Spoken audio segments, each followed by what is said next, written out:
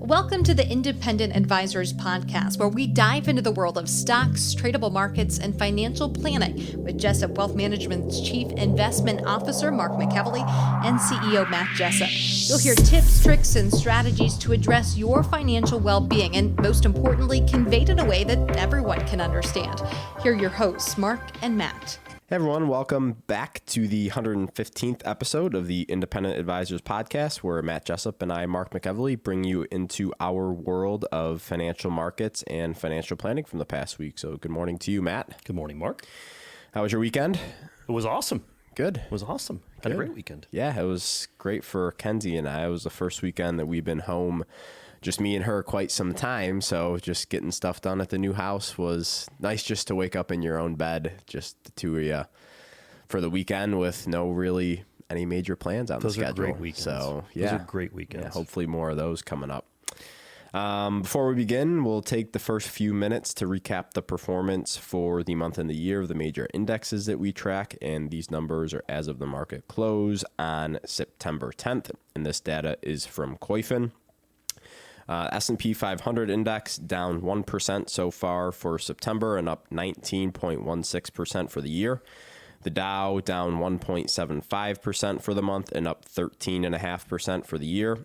The NASDAQ down 0.4% for the month and up 18.3% for the year. The IWM ETF that tracks the Russell 2000 index down 1.9% in September and up 13% for the year. Vanguard International ETF ex-United States up 0.35% for the month and up 9.9% for the year. 3-month T-bill unchanged from last week at 0.05%. The 2-year Treasury yield sitting at 0.22% and the 10-year Treasury yield sitting at 1.3%. Big news headlines, current events from the week. Pretty quiet week, Matt. S&P 500 index was down about 1.7% last week. And it was pretty weak, the whole week. I think it was 4 straight days in a row where we were down. But just a reminder to everybody that September is typically the most weak month out of the year. Yeah, so my 2 cents for listeners is, don't read into it.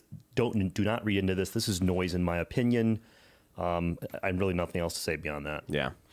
More noise update. There's a debt ceiling update. The federal government will likely run out of cash and could begin to miss payments on its obligations sometime between mid-October and mid-November. According to a new projection from the Bipartisan Policy Center, a Washington think tank, Congress is also trying to pass a spending budget by the end of September. If a new debt ceiling is not approved, we could see a partial government shutdown in Q4. Just a heads up, you're probably going to see this more in the news being talked about. But again, I think it's just more noise and people really shouldn't pay any attention to it when it comes to their investment portfolios. Exactly. I want to say the last time we had a government shutdown from point A to point B to when it closed and opened, the market was up. And not to say it's going to happen that way again, but just statistically speaking, it doesn't necessarily spell doom and gloom for the market. Right. Yeah. And could actually, if you're a long-term investor, be treated as a buying opportunity if we do get weakness. Yeah. The only other major piece of news I have, Matt, is NFL football's back. It is back. So I enjoyed it over the weekend. Yeah, it was good. It was good. My Washington football team got off to a horrible start as Fitzpatrick went out in the first or second quarter with a hip injury. So hot start for the Washington football team. Bengals won. Browns played really well against the Chiefs. Yeah, that bodes really well for Cleveland. I know it was a tough loss for them at the end, but to see them up nicely at the half, hey, that bodes well for the season for them. Yeah, good weekend for Ohio football, minus Ohio State. It's a tough loss. Yeah. The defense just didn't show up. Slight inner cheer from me, but I don't want to get Ohio State Mark fans. is a Pitt fan. Penn State. Penn State. I apologize. Yeah, Penn State. So I was happy. Good. Yeah.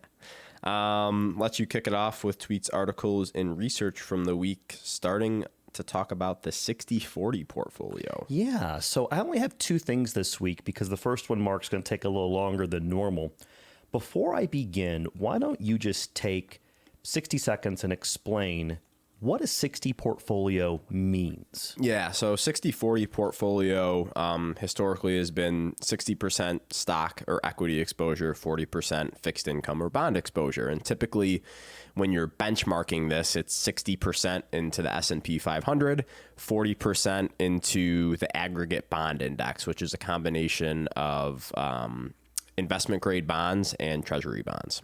Exactly. And so historically, this has been utilized, listeners, for people that want more of a moderate risk portfolio. There's different terms that they use, listeners. Growth and income's another term that they use. So this has been very popular for a couple of decades. And Mark, the reason I selected this is I saw this op-ed on September 2nd. It's from Michael Rosen. He's the Chief Investment Officer at Angles Investments and Angles Wealth. And I saw this on the CNBC website. So I'm going to spend about roughly 2 minutes or so reading this. And then I want you and me to have a little bit of a round table on this. Mm-hmm. Sound good, Mark? Yeah. So I'll start off. In the long run, inflation is investors' biggest threat. Inflation erodes the purchasing power of money. Even modest inflation at 3% annually halves the value of money in 24 years. So outpacing inflation is the primary goal for long-term investors. Beating inflation was not a problem over the past decade. Stocks soared 360% in the past 10 years, averaging more than 16% annualized return. No wonder valuations are near record levels. Bond yields, low to begin with, have fallen further over the decade. A 10-year Treasury yield is just over 1%. Muni bonds are less than 1%, he says. Outpacing inflation over the past decade was easy for investors, but the high valuations of stocks and the low yield on bonds means that the next decade will be much more challenging for investors to protect real after-inflation value of their investments. About 20 years ago, Treasuries rallied 31%, and the aggregate bond index rose 18%, as equities fell 49% during the internet bubble collapse. At the start of the pandemic last year, stocks dropped 34%, but Treasuries gained just 5%, while the aggregate index actually lost 3%. Yeah, and that's something that I want to talk about. You want to talk about now? Yeah, I just, I think, and especially if you look at like some liquid corporate bond ETFs, they fell like 10 or sometimes some of them even fell like 15% during COVID. So it's like, it begs the question, if it's becoming more, and if these fixed income investments are becoming more and more correlated to equities, what's the point in having them in the portfolio? That's the first question. And the second question is, what's the alternative? Is it, do you just have a year or 2 years worth of living expenses in cash? And you stay equities? And you stay equities, or you invest it in I bonds, or you just have it in treasuries? Like, what do you do? It's just it's a tough environment, because back in the day, fixed income was to provide, a fixed level of income, right? 4 to 6, sometimes even maybe 7% per year, but we're in a completely different environment right now.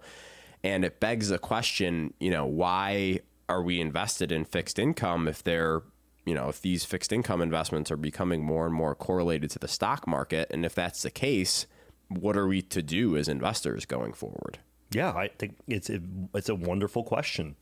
And here is the biggest issue I see with Wall Street when it comes to this question.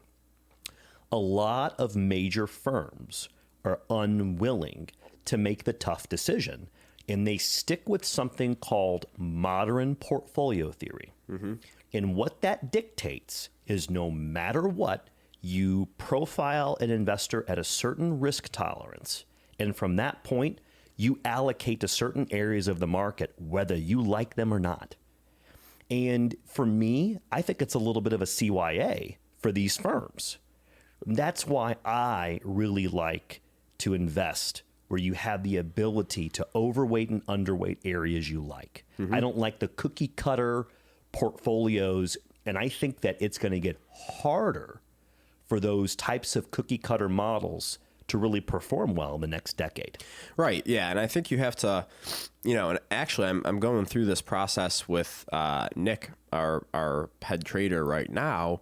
and to look at and see different fixed income investments and see what the drawdown was in periods of stress for the market. So back in during COVID in March of 2020, obviously in 2009 in the tech bubble, and then the rough period, the Chinese, not crisis, but rough time that we had 15, 16 area. I want to see, which of these held up the best, because, right now we're in an environment where, the fixed income investments are protection of principal, or being able to use it to rebalance into stocks when stocks sell off, right? Exactly. So I don't want to invest in something that's, when the market's down 30, then this is also down 15 or 20. That just doesn't make any sense to me, because if that's the case, then why not have it all invested in equities? That's right. Right. So I think it's important that we're going through this to see, hey, this is actually a different asset class that's going to provide some uncorrelated returns, because we don't want to have an asset class this is directly correlated to stocks when we're trying to have a portion of the portfolio that's somewhat protected or quote unquote safer. Right. Yeah. I mean, we could be going in a period of time where just equity levels within client portfolios are above quote unquote history levels. I mean, I just think that we're in an environment where, the risk reward in fixed income is just not there. No. And we highlighted that in previous podcasts. Remember, we had the one where we talked about the real return of high yield bonds. And when I went over that, that was insane. Right. Okay. Right. So high quality bonds provide little or no hedge when the stock market plunged because yields were so low. Yields are even lower today, so investors should expect bonds to offer less protection during a stock decline. Okay? High quality bonds earn less than inflation and offer little protection in that sell-off. Okay? Next, an investment portfolio of all equities is likely to outperform inflation over time, but that would be very volatile overall, subjecting the investors to risk of having to sell stocks to pay expenses at a moment when stocks have declined. And that's another thing that I've gotten questions on is, hey, Mark, should I get more aggressive? And I'd love to go down that road with clients and prospects, because it's like, yeah, that's fine. And if you're not bothered by volatility in the account and you're not going to need this money for 10 plus years, then yeah, I'm fine with that. But you have to understand that the swings are going to be much more volatile or much wider. And typically when you ask someone how much volatility they can handle, whatever their answer is, it's usually half of that. Yeah. Right? Yeah. So you think in good times, yeah, I can handle drawdowns at 20 or 30%. But then March 2020 happens and people are freaking out. So if you're going to go down that road, you just have to understand, that you have to be in the right mindset to be able to tolerate the volatility. I think with information flow as fast as it is, with pre-programmed trading, my 2 cents is, in times of market stress, I think you're going to have quicker and more swift corrections. More violent in a shorter period of time than in the past. My 2 cents. Yeah, agreed. So I'll continue. The traditional portfolio of 60% stocks and 40% bonds was meant to solve the twin objectives of long-term capital appreciation and capital preservation, Michael says. But given today's valuations, that 60-40 portfolio is likely to achieve neither objective, so investors need to start changing their thinking. Capital appreciation above inflation will require owning equities and some equity-sensitive securities like high-yield bonds. This portfolio will be volatile, but can offer investors the best chance to outpace inflation. Because of this volatility, this portfolio will not be a reliable source of liquidity for current expenses. For that, investors should also hold a portfolio of cash and cash equivalents, such as very short-term, high-quality bonds. The yield be modest, below inflation, but the purpose of the portfolio is to meet current expenses. Investors can think of holding 6 to 12 months of anticipated expenses in this type of portfolio, replenishing from the long-term portfolio under normal circumstances, and delaying that replenishment when the equity market sells off. Just a couple more points, Mark. The traditional 60-40 portfolio that served investors well for most of the last 40 years, Michael says in his opinion, has reached its expiration date. With yields at all-time lows, valuations near highs, the traditional 60-40 portfolio will likely neither grow in excess of inflation nor provide much downside protection. Investors should hold cash to meet current spending needs and embrace a more volatile portfolio for stocks to achieve real long-term growth. High-quality bonds, the middle ground between cash and stocks, have been squeezed out of their usefulness. Yeah. So it's just interesting. And I know, we talked about several things throughout this, so I don't think there's much more to add. But, I do think that, bonds are becoming more correlated to stocks. And for investors who want diversification, that's not a good thing. And, we as investment managers are going to have to, figure out how to handle this going forward, as this is going to be the new normal. Yeah. And managing the expectations and emotions of it, right? Because you're no longer getting 4, 5, 6, 7% on these fixed income instruments. And, we have to figure out, or we have to at least communicate to clients that that's not happening anymore. And if we're holding a large portion of cash in the account, that's also going to diminish returns. And the only way to get higher returns is to increase your equity exposure, but that comes with higher volatility. So you just need to, it's everything, every choice you make in our industry is a cost benefit analysis, Absolutely. right? Absolutely. So you're choosing one thing to give up another thing. You're choosing higher returns to give up lower drawdowns, right? That's right. So it's just, people just need to think about that. I thought it was good to bring up. I know this is something over the podcast you and I will continue to discuss for our listeners, but I just want to start throwing it out there that I think, the days of having that much bond exposure could be changing. Yeah, I agree. All right. I just got one more, Mark. I'm going to turn it back to you. This is an update on real estate, but digging down, it's an update on mortgage originations. Okay. Now, this is a tweet from Allie Wolf. She's the chief economist at Zonda. And this is what she said. This stat is borderline unbelievable, but it's from the New York Fed, so I trust it. The share of mortgages going to borrowers in 2005 with a credit score above 760 was 25%. The same number is 71% for the second quarter of this year. So, Mark, in my opinion, another strong data point that I feel supports prices a lot more in today's environment compared to the 05, 07 housing bubble. Your comments? Yeah, I just think it's another data point to go to show that this is very different than what happened in 07 and 08. And it doesn't mean that prices can't come down. Right. I just don't think you're going to see people to the magnitude just walking away from properties into the massive amounts of foreclosures that we had. No, I don't think you will either. I think that this is a completely, like fixed income, it's a completely different environment that could come with more challenges. But for the people that are calling for another 07, 08 type of housing crash, I don't think this is even in the same realm. I would agree. So back to you. First thing I have is a tweet from Ryan Dietrich on September 1st, and he said, the S&P 500 is up greater than 20% year to date at the end of August. What's next? Looking back at history, it's higher 6 out of 7 times with only 1987 in the red. So going back through history, the S&P 500 has been up 20% year to date at the end of August 7 times, and it's been higher 6 out of those 7 times. And again, in 1987, it was negative, and it was negative, in a big way. September through December was down 25%, right? But again, very small sample size, so I don't want anyone to take this and run with it, but pointing to history, just a data point, that's positive. that we've talked about. It doesn't mean just because we've had a really strong first half of the year doesn't mean we can't have a strong second half of the year as well. I thought about this driving into the office this morning in regards to how many large Wall Street firms are negative right now and calling for some sort of a sell-off. And Mark, when multiple firms are calling for the same thing, it usually doesn't happen.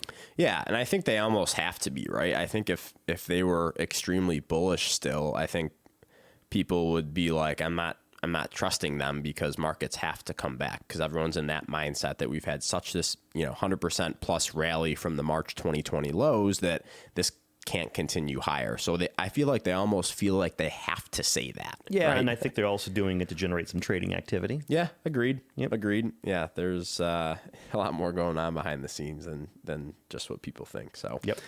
Last thing I had was a quote I read on the chart report a couple weeks ago from Stan Weinstein.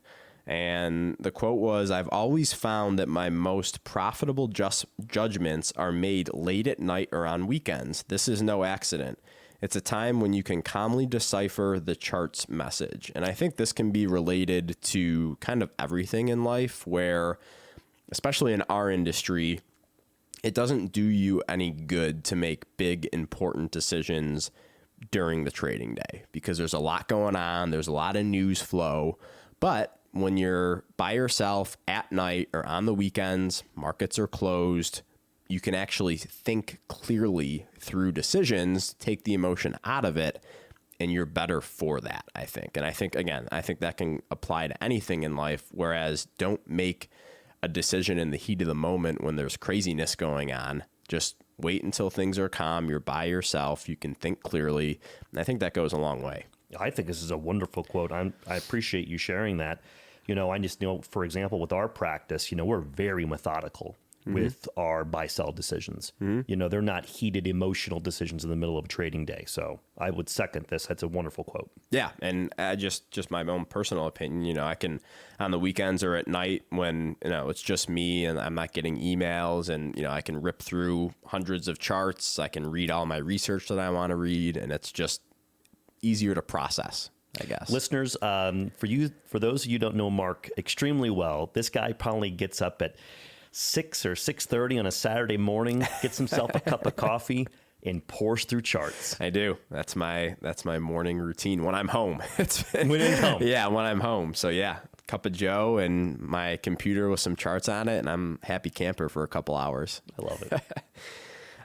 Moving on to the financial planning topic of the week. This one comes from an article on The Oblivious Investor on August 30th titled Roth Conversion Frequently Asked Questions. Okay. And before we dig into this, Matt, can you briefly explain what a Roth conversion is and why some people might consider a Roth conversion in the first place? Yes. So a Roth conversion is where you will pay a one-time upfront tax to move money from your pre-tax traditional IRA to a Roth IRA. That tax depends upon where your income is for that year, because anything you convert, listeners, will be added on top of that and considered ordinary income. There is no income limitation for this capability. In addition, you can do this at any age in life. And so the thought process behind it is you're able to take a one-time tax hit, and then from that point going forward, that money will continue to grow tax deferred and come out tax free. So, as advisors, we like to have a bunch of different buckets of money from a tax standpoint, right? So we want to have some tax deferred money because tax deferred money is taxable at ordinary income when it comes out in retirement, i.e. traditional IRA. Right. But when you're married, the standard deduction is around $25,000 now. So you can virtually take like $25,000 out of your pre-tax 401k or your pre-tax IRA, around $25,000, and have it be completely tax-free. And then we want to have, a bucket of Roth money because all that money is going to be completely tax-free. So as advisors, it just helps managing your tax liability in retirement, because who wants to pay a lot of taxes in retirement? Nobody, Exactly. Right? So this is just not really a quick FAQ, but it goes into some detail on some really good aspects of a Roth conversion, because I think there's some confusion among, Roth contributions and Roth conversions. So Okay. we'll go through a couple of these here. First question is there an income limit for Roth conversions? No, there used to be a limit. Prior to 2010, you could not do a Roth conversion if your modified adjusted gross income exceeded $100,000, but there is no longer an income limit to do so. And people talk about this a lot because you're prohibited from making a Roth IRA contribution if your modified adjusted gross income is over a certain threshold. I think if you're married filing joint, it's around 205 or 210,000 of modified adjusted gross income where you can't make a Roth contribution, but you can make as much money as you want and still do a Roth conversion. Okay. Is there an income requirement for a Roth conversion? No. While you or your spouse must have earned income in order to make a Roth IRA contribution, you do not have to have any earned income in order to do a Roth conversion. Is there a maximum amount you can convert per year? No, there's no maximum conversion other than the fact that you can't convert more than you have in tax-deferred accounts, obviously. The government will gladly take your tax money. They will gladly take it, yes. Can you do a partial conversion, or do you have to convert the whole account at once? You can do a partial conversion of a traditional IRA. For example, converting $20,000 of a $100,000 account is perfectly allowed. And in most cases in which conversions make sense, doing partial conversions over a period of years is in fact what is most desirable. Converting only enough to put your income up to a particular threshold each year, rather than converting the whole account at once. Converting the whole account at once would often mean paying a higher tax rate on the conversion, as it would mean having a very high level of income that year. Note that the same is true for a 401k. If your 401k allows for in-plan conversions, you can do a partial Roth conversion to a Roth 401k.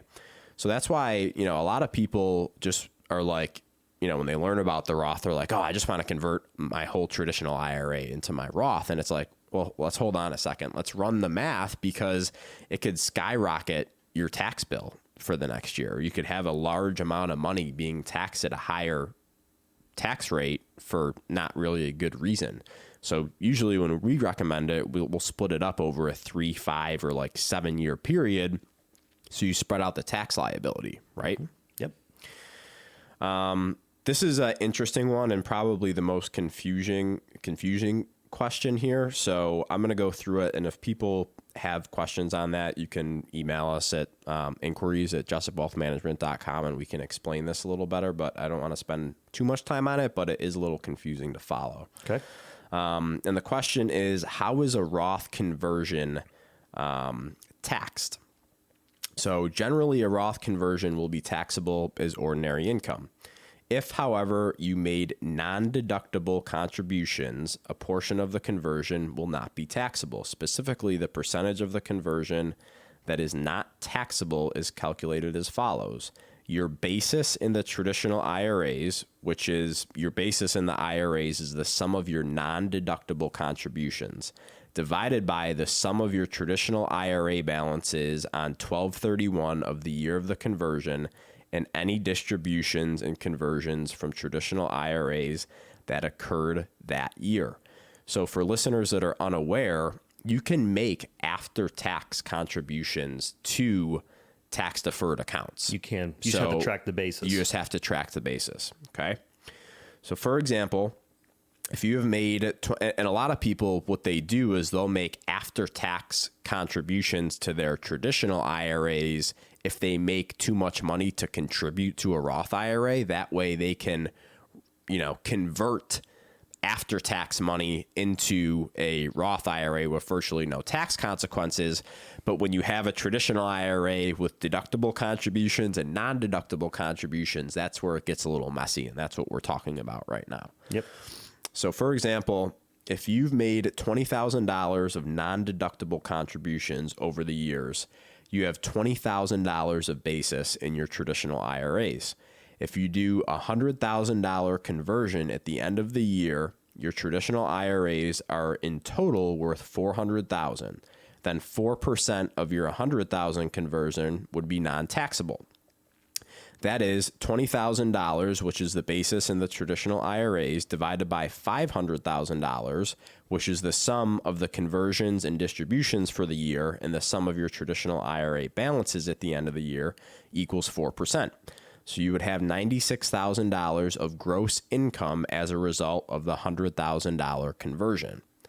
Something that surprises most people is that if, for example, you do a Roth conversion in March and then in November of the same year, you roll a 401k into a traditional IRA, that rollover is going to affect the portion of the conversion that's taxable because it will increase your traditional IRA balance on 12/31 of that year. Another key point here is that all of your traditional IRAs, including SEP and simple IRAs, are considered to be a single IRA for the purpose of this calculation. Yep. So again, a lot of moving parts there, but I think the big thing, the takeaway here is people think that automatically if they have, $10,000 of non-deductible contributions to a traditional IRA that they can convert 10,000 tax-free. Just that portion. Yeah, but that's not the case. You have to take into account what percentage of that is it of the overall traditional IRA, and then you go from there of how much you can contribute, not contribute, convert tax-free to the Roth IRA. Yep. Do you have any more? Because I got one. Go ahead. Let's see if it's on here. I got a question about this over the weekend from a client. Question was, he's of RMD age and asked, am I able to just take my RMD and convert it to a Roth IRA? We actually might get there. So I can't remember exactly, but we might get there. If not, we'll answer it. Bingo. After, okay. All right. How is an in-plan Roth conversion with a 401k taxed? And as with a conversion of a traditional IRA, the conversion will generally be taxable. Also, similarly, if you have made non-deductible, non-Roth contributions to the plan, a portion of the conversion will be non-taxable. Again, it's a pro rata calculation.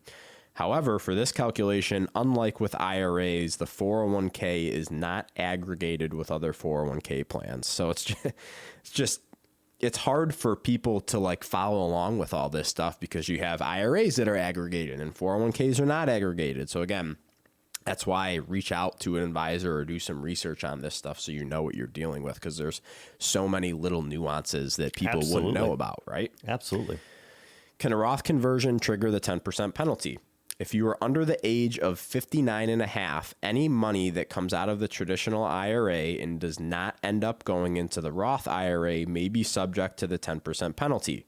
For instance, if you take $100,000 out of your traditional IRA, $75,000 goes into your Roth IRA, and $25,000 is withheld to pay the taxes on the conversion or distribution, the $25,000 would be subject to the 10% penalty if you're under age 59 and a half. So as a reminder for listeners, you take money out of your traditional or Roth IRAs, there's a 10% penalty associated with it. Under 59 and a half. Under 59 and a half. And obviously your contributions to the Roth IRA do not fall in that category. You can take those out whenever you want. Correct. But if you're converting, money from a traditional IRA to a Roth IRA, don't withhold taxes, because in the government's eyes, that money is not getting converted. So that's subject to the 10% penalty. Yep. So you just have to realize that at the end of the year, you have to be prepared for a little larger of a tax bill because there's no withholding from that Roth conversion. Precisely. Right? When is a Roth conversion taxed? A Roth conversion is taxable in the year in which it occurs. There's no, I'm doing this in March of 22 and I want it to count for 2021 like contributions for IRAs. So you just have to keep that in mind. Yep. It's a calendar year transaction. Yes. How are distributions from a Roth IRA treated after a conversion? When amounts that were converted to a Roth IRA are distributed from the Roth IRA, they will not be subject to ordinary income tax. They might be subject to a 10% penalty, but that penalty will not apply if you're at least age 59 and a half, or if the conversion was at least 5 years ago. If the conversion itself wasn't taxable, or if one of the several exceptions applies, or if one of the several sections applies. Can I do a Roth conversion of an inherited IRA? No, unless you inherit it from your spouse, in which case you're allowed to treat the account as your own, which allows you to do a conversion into your own Roth IRA. Yep. So just as a reminder, if you're the beneficiary of your spouse's IRA, your spouse passes away, you can take over and take ownership of that account as if it were your own. It goes into your sole name. Right, exactly. Assuming you're the primary beneficiary. But it's not the case for if you're the beneficiary for other people. So when you have an inherited IRA, you can't do Roth conversion. Yep. Okay. Can I recharacterize or undo a Roth conversion? No. As a result of the change made by the Tax Cuts and Jobs Acts of 2017, you can no longer recharacterize a Roth conversion. So prior to 2017, if you got into the next tax year and you were like, ooh, the Roth conversion negatively affected me, Put and me I got too high of a tax bracket. yeah, you could go back and undo it for that year. But 2017 going forward, you can no longer do it. So if you do it, you got to make sure that you're running your calculations and it makes sense, because there's no going back at that point. And this is why we have a financial planning arm. Yes, exactly. Does a Roth conversion, so maybe this doesn't get at it, does a Roth conversion satisfy my RMD for the year? Oh, there we go. It kind of does, yeah. No, if you have to take a required minimum distribution in a given year, a Roth conversion does not count towards that RMD. So you can do more above it to convert. Yes. But you have to satisfy the RMD First. Correct. Yep. So I thought that was really good. I think there's a lot of hype about Roth IRAs and a lot of questions, and it's just confusing. You have all these rules about contributions, you have all these rules about conversions, and sometimes people don't even know what a Roth conversion is. The tax code is so complicated. Yeah, it is. It is. So, anything else before we leave it there for the week? Got about 2 weeks left in the third quarter. Again, September tends to be a little bit of a negative month statistically for the market. Mm-hmm. My 2 cents, don't read through the short-term noise. Yeah, agreed. Yeah, the best thing I could say. Yeah, don't read into it. Just don't get too involved in the news headlines. Yep. We'll be back next week with episode number 116. So thank you for tuning in this week, and we'll see y'all next week. Look forward to it. Thank you for listening to the Independent Advisors Podcast. If you're interested in hearing more, hit the subscribe button so you can be notified every time a new episode gets released. Feel free to share with friends, family, and follow us on Twitter at Jessup Wealth, Facebook, and LinkedIn. Mark and Matt will continue to share beneficial information on these social media sites. Also, check out the podcast tab on their website. That's www.jessupwealthmanagement.com. There you'll find links to every episode of The Independent Advisors. Have questions or topics you want to discuss on the show? Message us on Twitter, LinkedIn, or send an email with the words questions and topics in the subject line to inquiries@jessupwealthmanagement.com. We'll talk about it right here on the podcast. Certain sections of this commentary may contain forward-looking statements based on reasonable expectations, estimates, projections, and assumptions. Forward-looking statements are not guarantees of future performance and involve certain risks and uncertainties which are difficult to predict. All indices are unmanaged and are not available for direct investment by the public. Past performance is not indicative of future results. This podcast is provided for general informational purposes only and does not constitute either tax, legal, or financial advice. Although we do go to great lengths to make sure our information is accurate and useful, we recommend you consult a tax preparer, professional tax advisor, financial advisor, or lawyer regarding your specific circumstances. Investing involves risk, including the loss of principal. No strategy can guarantee any objective or goal will be achieved. Advisory services offered through Commonwealth Financial Network, a registered investment advisor.